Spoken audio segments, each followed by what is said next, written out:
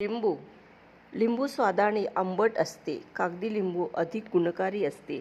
लिंबाचे अर्क काढले जातात. त्याचे सरबत तसेच लोणचेही केले जाते.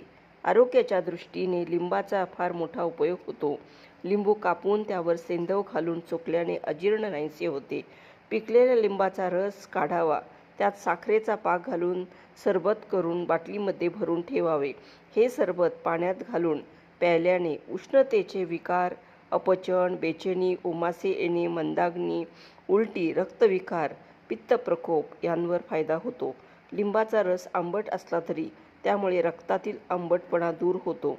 लिंबाचा रस रोगजंतुनाशक असल्याने त्याचे नित्य सेवन करणाऱ्यात संसर्गजन्य रोगाचा त्रास होत नाही. उष्णतेमुळे होणाऱ्या विकारात लिंबाचा फायदा होतो. तहान लागणे, कंठशोथ यामध्ये लिंबाचा रसाचा फायदा होतो.